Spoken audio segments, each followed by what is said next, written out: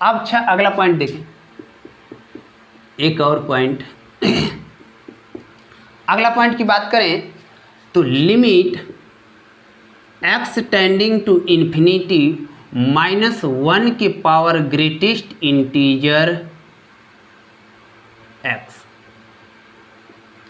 अच्छा, अब ध्यान से देखिए, यहाँ पर आपको greatest integer, modulus, signum function, define function और चोरकट फंक्शन ये देखते ही आपके दिमाग में एक बात आएगा कि RHL और LHL दोनों चेक करना ही होगा।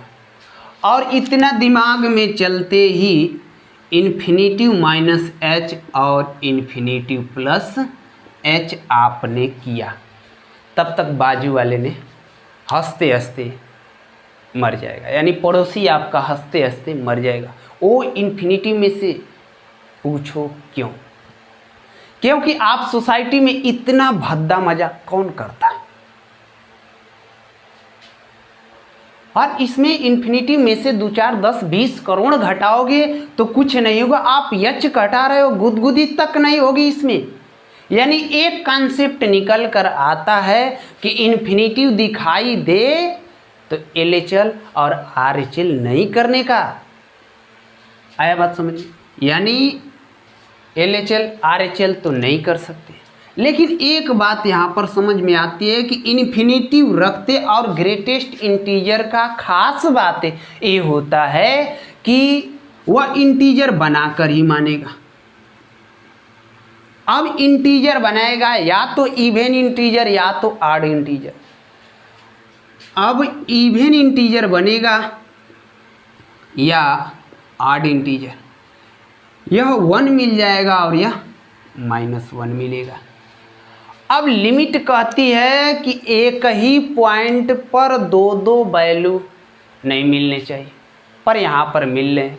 तो लिमिट का एक और पॉइंट आता है कि multiple answer of limit does not allow, यानी दो आंसर लिमिट में अलाउ नहीं होते। आया समझ में? यानी बिल्कुल रोल ऊपर, ध्यान से देखें, इतनी बात समझ में आए। अगले पॉइंट की बात करें कुछ सवालों से। अब ध्यान से देखें अगला point, limit x tending to infinity n into 3 के पावर n बटा में n इंटू n कोष्टक में n-2 के power n plus n into 3 के पावर n प्लस 1 प्लस आया और 3 की power n equal to 1/3।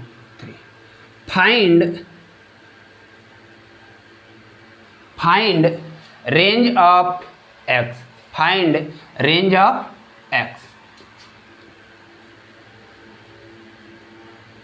Range of x का रेंज ज्ञात करना है, निकालें। अब देखिए, यदि क्लास के सबसे बदमाश बच्चे की नज़र से देखेंगे तो आंसर तो आया हुआ है 1/3। यदि ऊपर से n इंटू 3 के पावर n जुगाड़ लें, नीचे भी तो काट देंगे। तो उसके पहले ही दिमाग में आया limit x tending to infinitive.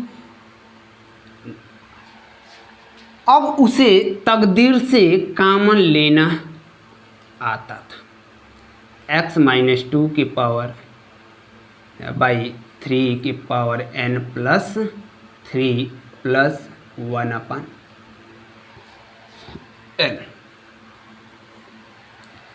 इतनी बात समझ में।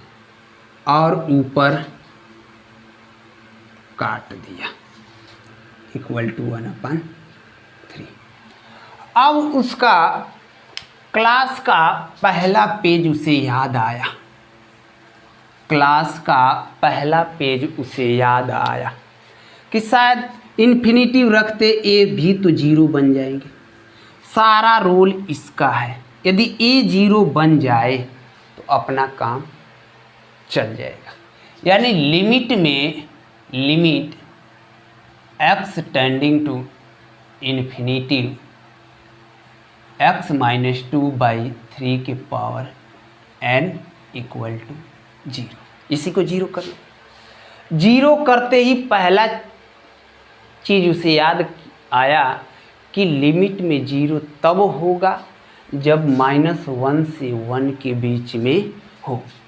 तो फटाक से -1 x माइनस 2/3 1 -3 x माइनस 2 3 तो -1 x 5 मिला। यानी रेंज ऑफ -1 to 5। अगले पॉइंट ठीक है।